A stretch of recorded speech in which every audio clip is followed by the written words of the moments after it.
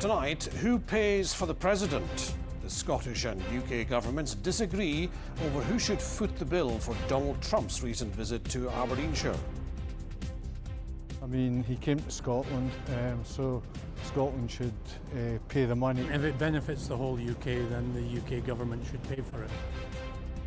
Also tonight, concrete concern: the Housing Secretary visits Aberdeen to meet with residents affected by the RAAC controversy. After the judge leading the Sheku Bayoh inquiry resigns, his family say they feel betrayed by the criminal justice system. And in sport, Aberdeen arrive in Greece ahead of tomorrow's Europa Conference League encounter with AEK Athens. Good evening, I'm Norman MacLeod and this is the STV News at 6, live from Aberdeen.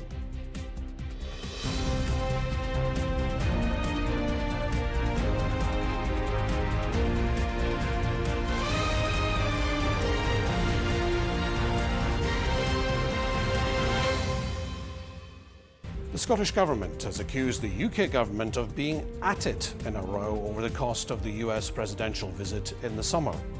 Donald Trump's visit to Ayrshire and Aberdeenshire in July sparked a major security operation. Ministers here had expected Westminster to cover the costs, but the UK Government says the visit was private, so should be paid by Holyrood. Our political correspondent, Ewan Petrie, reports.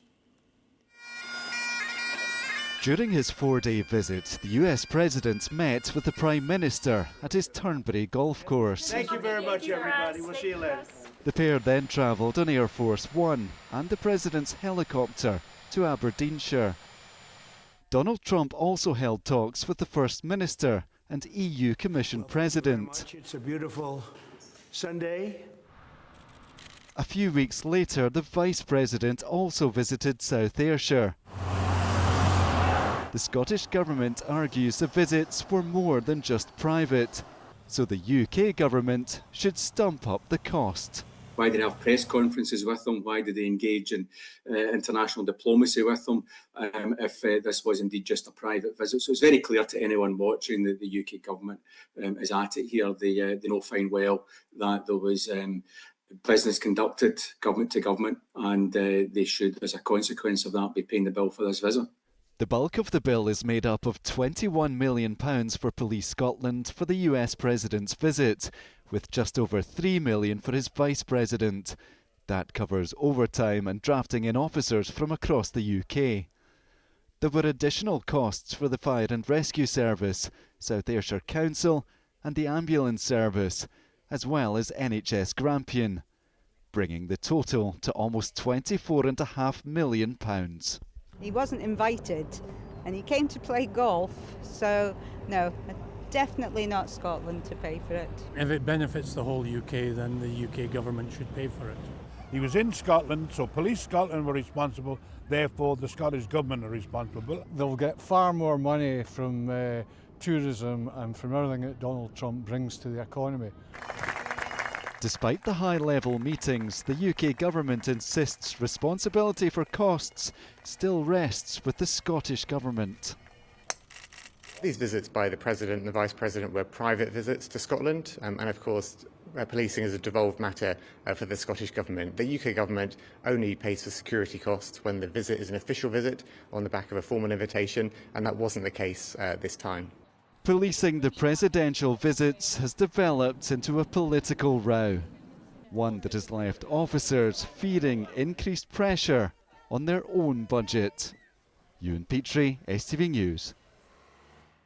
Our political editor Colin Mackay covered the President's visit. Well, Colin, what do you make of these costs and the row?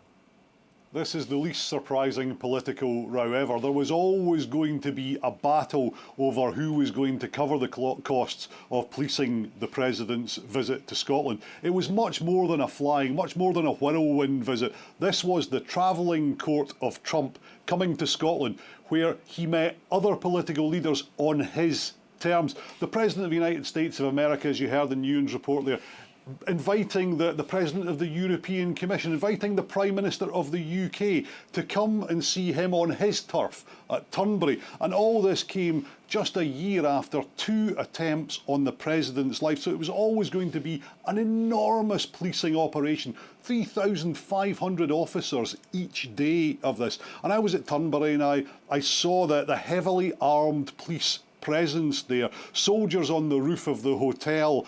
Everyone going in had to be individually searched. Every vehicle had to be searched. There was that many. It was exactly the same there, and both of them had to be surrounded by police.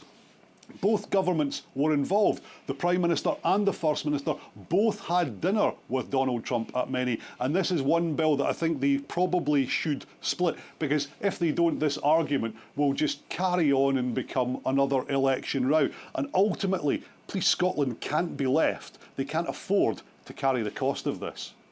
OK, Colin, thank you. Residents living in RAAC-affected homes in Aberdeen say they feel deflated and are still searching for answers after a meeting with the Housing Secretary. 500 homes containing the substandard concrete are due to be demolished in the Torry area. But many residents are calling for financial support to prevent them ending up in debt. Aberdeen City Council is in the process of applying for a multi-million-pound fund from the Scottish Government. Grainne Griachan has more. There's currently no time frame when these 500 homes containing the potentially dangerous concrete RAAC will be demolished, but dozens of homeowners still live here, unable to afford to move on. Today, the Housing Secretary met with those concerned residents in Torry for the first time.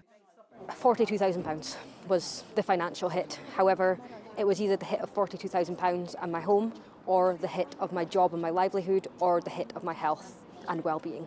So in my eyes, there was only one decision I could make. Yes, I did make the choice, and yes, I did voluntarily take the offer, but it wasn't because I wanted to. Earlier this month, the Scottish Government announced a fund of £10 million for Aberdeen City Council to apply for. This could potentially help to free up money to support RAAC residents, but details on if and how the funds could benefit homeowners facing substantial debt remains unclear. £10 million, it will now be available to Aberdeen City Council. It will be available for their RAAC response, but exactly what they do with it is for the council. However, today, and this is something that I said to the homeowners, we had the opportunity for them to put to decision makers in the council what they should like to see done with the money. In the meeting, we kind of hoped for answers and for some sort of resolution, for some direction, and we've came out just deflated, like still no further forward, no answers. So we're just got to get the feeling that, yeah, again, forgotten. My home, not a house, a home. Do you think it's fair that I lost £40,000 for my home? A lack of answers in the meeting sparked anger from residents outside, with all attention now on how the local authority will use the £10 million if successful. Now, today on the table, and I welcome it, have got from the Scottish Government a possibility for applying for funding. It's not for owner occupiers, it's not earmarked for owner occupiers, so I've got to go through all that funding to know what I can do to help us helping owner occupiers. The demolition of the RAAC homes was due to begin imminently, but with no date in sight, many residents living here continue to live in limbo, many fearful of a future that could leave them thousands of pounds in debt. Grainne Griachan, STV News. The Scottish Conservative leader has accused the Chancellor of using the oil and gas sector as a cash cow and called on Rachel Reeves to scrap the windfall tax. Russell Finlay was visiting businesses in the northeast, including one which recently announced it's moving some of its UK operations to Dubai. Stephen is at Aberdeen Harbour this evening. Stephen, what did Russell Finlay have to say? Well, Russell Finlay knows that just a few months to go until the Scottish Holyrood elections, and at a time that the Scottish Conservatives are struggling in the polls, that perhaps it was time to return to something of fertile ground, because the North East in recent elections has been a relatively happy hunting ground for the party, albeit at the moment, of course, it is facing something of a threat, particularly from reform in certain areas. So, of course, at a UK and Scottish level, the Conservatives have been touting their support for the oil and gas industry, talking about maximum extraction from the North Sea. So Russell Finlay came to the North East today. He met with a number of businesses, including one which has already said it will move some of its operations to Dubai, blaming the uncertainty in the North Sea. At the moment, that includes, of course, the windfall tax. And so Russell Finlay has called on the Chancellor in the budget next month to scrap that tax. It should go. It's as simple as that. When it was brought in by the previous government, it was at a time of huge rise in energy costs due to the war in Ukraine. That is now passed. The costs are no longer anywhere near what they were at that time, and it's time that the government stopped treating the oil and gas industry as a cash cow, because the more they take, the less is inclined to companies like this and others that I'm speaking to in the North East will want to invest, they'll want to provide jobs. And of course there's pressure on the Chancellor from others as well to axe the windfall tax in the budget next month. Yes, other opposition parties, a number of organisations, the wider sector calling on Rachel Reeves to scrap the windfall tax. It brought in around £3 billion last year. Now, the argument from the industry is if you scrap the windfall tax, you would encourage more investment in the North Sea, you would get more revenue. But of course, at the moment, Rachel Reeves is battling this black hole in the public finances, reported to be around £50 billion. So £3 billion is not insignificant. And of course, politically, it would be pretty difficult perhaps to try and reduce or axe a tax on the oil and gas sector at a time when there's a lot of speculation as to whether or not Labour will look to try and increase some of the taxes that they previously said that they wouldn't do. Now, the UK government is saying that the budget will try to balance the funding of public finances while at the same time encouraging businesses to invest.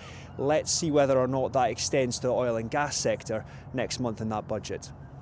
Stephen, many thanks. The MSP, Colin Smith, has appeared in court charged with voyeurism and possession of indecent images of children. The South of Scotland MSP appeared in private at Dumfries Sheriff Court and made no plea. The 52-year-old was bailed while the case was committed for further examination. Smith was suspended by Scottish Labour following his arrest in August. Totally betrayed. That's how the family of Sheku Bayoh, who died in police custody, say they feel after the judge leading the inquiry into his death resigned. Lord Bracadale announced he was stepping down just 2 months after refusing to quit over allegations of bias. Vanessa Taff reports. The Bayoh family's fight for answers has lasted a decade. But last night they learned that fight is far from over as the chair of the public inquiry into their brother's death resigned. This feels like starting another leg of a long, exhausting road. I am tired. I am angry. I am scared. My brother's name deserves truth. His memory deserves justice. The family now want the Solicitor General, Scotland's senior legal advisor to the government, to step down. The actions of the Solicitor General and the Chief Constable riding on the coattails of the SPF is a total betrayal of the promises they made to the Sheku Bayoh family, and they should hang their heads in shame. For the very first time in the history of this country of public inquiries is that a chair has stepped down as a result of those parties saying we're not happy. That is not what this inquiry was supposed to be about. In 2015, Sheku Bayoh was restrained by 6 police officers in a Kirkcaldy street. They were responding to reports he was carrying a knife. I'm Lord Bracadale, chair of the public inquiry into the death of Sheku Bayoh. The inquiry has also been considering whether race played a role. Lord Bracadale met with the Bayoh family on 5 occasions. The Police Federation claim this influenced his ability to remain impartial, undermining the whole inquiry. I wouldn't say we're happy about it. It's unfortunate we're in this position, but it has happened. And the question that has to be asked is, a public inquiry should be fair, open and transparent. And it was clear here that that wasn't the case. The Solicitor General said she appreciates a further delay will be a source of disappointment and frustration to the family, and that it will also incur further cost to the public purse. But she added she's duty-bound to act in the public interest. As of now, it's unclear who will take on the role of chair and when they could be appointed. I've always maintained that I want to know the truth. So it's taken me over a decade. I'm still fighting, and I promise Sheku and his children that I'll fight until I get the truth, and that's what I'm going to do. But that search for justice will take years longer than this family hoped. Vanessa Taff, STV News. A violent sex offender who carried out a campaign of abuse and rape against women and teenage girls has been jailed. The High Court in Edinburgh heard how Dean McGregor targeted victims in Tayside and Orkney. By the time of the final attack, he'd been freed under 6 separate bail orders granted at Sheriff Courts in Perth and Dundee. The 38-year-old denies the charges. He was jailed for 12 years. A new report on homelessness in Dundee has revealed a sharp rise with over 1,600 new applications last year. Dundee City Council's rapid rehousing transition plan shows more people are being housed, but demand for temporary accommodation is growing increasingly higher. The local authority anticipates work will need to continue beyond the original timescale. Well, we are the 4th worst area in Scotland, and that is, we were the 5th worst. We're the 4th worst now in terms of the statistics here in Dundee. And it's beyond me why the SNP administration here in the city can't recognise that challenge. It's been recognised nationally in Parliament. The SNP government was forced to take that position. But here in Dundee, they seem to be burying their heads in the sands. Now, declaring an emergency isn't action enough on its own, but it's recognition that there's a problem and a plan has to follow. The future of youth work in Scotland is in the balance, according to new research. A study launched at Dundee's Hot Chocolate Trust reveals the sector faces growing pressure from insecure funding and rising demand. The report from YouthLink Scotland also shows a lack of recognition for the vital role youth workers play in the lives of young people. The charity is calling on long-term funding and for young people to be central to policy and decision-making. It does feel very much that they are in a kind of, a kind of hamster wheel of just continually looking for bits and pieces of funding to stitch together the work that, everybody values, but they've got to, it just seems to be harder work to get that funding in. And that puts real pressure and emotional strain on the youth workers. So before they get to do their day job, before they get to meet with the young people, they are anxious, they're worrying about, have we got the resource to continue this? We're here for young people, whatever they're facing and whatever their ambitions are.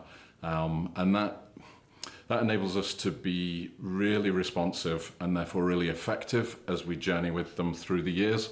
But it also means that sustaining those resources is absolutely crucial.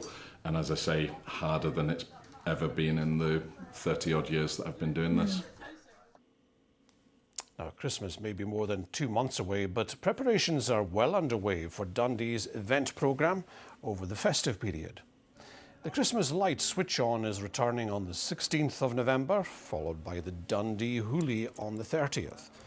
The city square will be transformed into a Christmas market throughout December, with more events planned in the city over the festive holidays. It's definitely not too early for Christmas. Christmas is an all-year-round thing, but I think especially in this day and age, I think coming together and just spending that quality time and having that time with the people you love, it's important, especially what life brings nowadays. Yeah, Dundee is a very close-knit community. We do put on a lot of stuff in the community, so I think just being together and just knowing that we've all got each other, we've all got, yeah. We have the Hoolie coming up in the end of November, which is now, I believe, going into its 4th year. These are great community events, and I've noticed with the Hoolie, for example, getting more popular, more people coming down all the time. The event at the City Square, which is on over quite a few weeks, is a great opportunity for people of all ages to come down and celebrate the festive period. Great for the city, great for its citizens. Let's get up to date with the sport now. And Stephanie, confidence for Aberdeen ahead of their match in Greece? Yes, they're full of confidence, Roman. They've won their last 2 games, scored 5 goals in total in those games, and they've arrived in Greece full of confidence. Fingers crossed.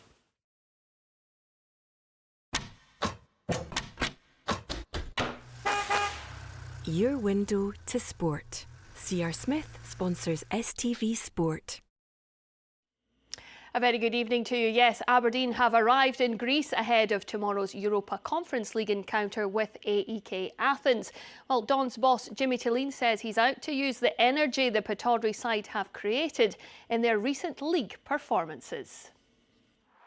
There's a sense the feel-good factor is returning to Aberdeen, something the Dons want to continue on the European stage. The Red Army were sent into raptures when Marko Lazetic's last-minute winner secured the Pittodrie side back-to-back victories in the league. After 6 Premiership games without a win or a goal, Jimmy Tillene's side have now scored 5 in their last 2. And the buzz that's generated around the club is something the Dons boss wants to build on away to AEK Athens tomorrow night. I think every manager or player wants to be in Europe, and I think that's important to be in this competition, because you need to play a lot of games, and also you know how to travel, how to recover, how to perform again. And all these players want to achieve something and be better in the future. So that I like this challenge, and we need to recover now and focus and use this energy we're creating, of course. But still, we need to go out with a good performance again. Tillene was delighted to see Serbian under-21 international Lazetic get up and running with his first goal for Aberdeen. But he's also satisfied with the signs his squad are starting to gel together. I think the hard work he's putting in, but also have the skills, and I'm happy for him, of course, because I know how hard the players are working. But also the way we start the game and play as a team. I think we can see small signals every week. We're getting a little bit better, but we need to stay. It's a long way to go and a lot of games. So we need to stay humble and keep improving every week. The thing is, I always like playing European competitions, because I think the first time I was on the bench for European competition was in Red Star Belgrade, my old club, and I always enjoyed the feeling about it. You know, it's not the same as the league or the cup. It's just different. And as I said, we're going to take it as any other game while preparing for it. Just go 120% and just go out there and hopefully get the result we want. Well, Stephen Presley wants his Dundee players to take confidence from their victory over Celtic when he returns to his former club this weekend.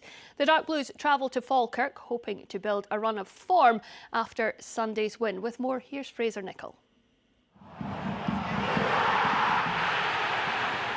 Everyone around Dens Park is still on a high after their underdog victory at the weekend. Premiership champion Celtic beaten away at the Dark Blues for the first time in 37 years, and well beaten too. Stephen Presley gave his squad the day off on Monday, but now back to work. How can they build on such a historic result? You know, it's a part of the job I'd love to be able to enjoy more.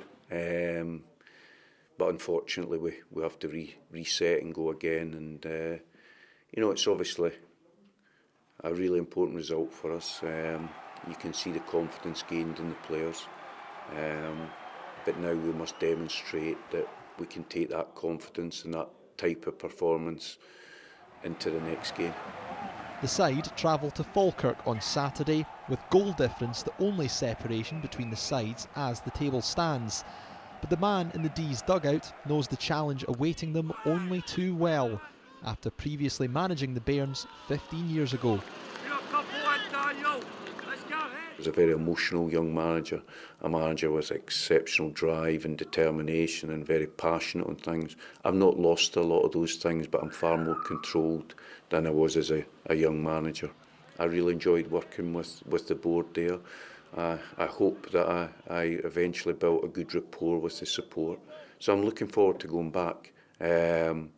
You know, it'll be a great experience. I've not been back there for a very long time, and I'm looking forward to it. John McGlynn's men also come into the game with confidence, coming from behind away at Motherwell on Saturday to win 2-1. But Dundee want to keep up the feel-good factor and hope that Sunday was just the start. Fraser Nicholl, STV Sport. Well, after that defeat to Dundee, Celtic manager Brendan Rodgers says he's never been more motivated to turn the club's fortunes around. It comes as he prepares his side for tomorrow's Europa League visit of Sturm Graz to Celtic Park.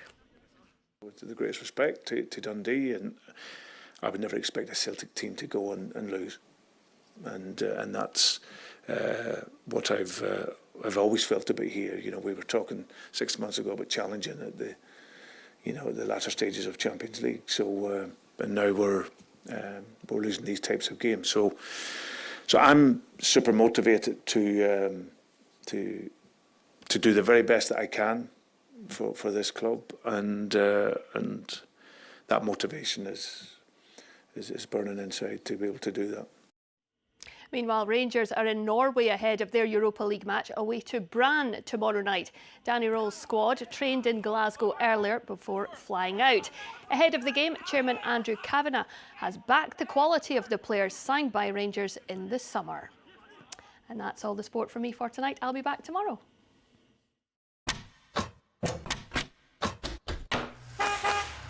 Your window to sport. C.R. Smith sponsors STV Sport. Well, it's been a beautiful day in the east. There's a change on the way, though. Things turning a bit cooler, Sean. Yes, some lovely sunshine across Angus and Aberdeenshire today, but yes, a bit of a chill in the way this weekend. It's going to be feeling autumnal. Big changes this weekend. Of course, we changed the clocks as well. That means the sun, of course, will set an hour earlier, but when you shave off the 20 minutes of evening daylight we'll lose between now and Halloween, sunset was about an hour ago in Shetland, but look at this. We skip towards the end of next week. Shetland, you'll probably be putting the lights on about 3:30 on dull days, with sunset just after 4 o'clock. So yes, as I say, big changes on the way and some chillier air as well. Let's look at the forecast. An icy start to the day will give way to a series of oohs and ahs. TUI sponsors STV Weather. Now, I expect some of you might have heard about Storm Benjamin that's out there, but we don't need to worry about it in Scotland because it's been named by the French Met Service because it mainly affects France, south of England, Netherlands and also Denmark. By the time it gets to Denmark, though, on Friday, what it does do for us, though, is because it heads away to the east, we get a northerly airflow and things will be turning quite a bit chillier towards the end of the week. That's Benjamin. As it drifts away eastwards, gets us into a northerly colder air for the end of the week. Now today, especially across Angus, lots of lovely sunshine. Temperatures probably down to lows 3-4 degrees Celsius in some spots tonight, and we will see a few scattered showers coming into coastal parts of Angus and across Fife overnight, but elsewhere staying largely dry. Now tomorrow I expect there will be more cloud around. We've got just a bit more of a north to northeasterly, which means we get some showers coming into the likes of Arbroath, Montrose, Carnoustie, into the likes of St Andrews as well, maybe a few showers. But for most of us further inland, it stays largely dry. Brightest weather across Perthshire tomorrow, highs up to 9 or 10 degrees Celsius, 50 degrees in Fahrenheit. Now on Friday we go into a strong northerly airflow, not too noticeable further inland, but around coastal parts of Fife and Angus, feeling quite chilly in that wind on Friday. On Saturday, still windy around coastal parts, but hopefully in that northerly dry and bright, but it will be feeling a bit chillier. Bye-bye. TUI sponsors STV Weather.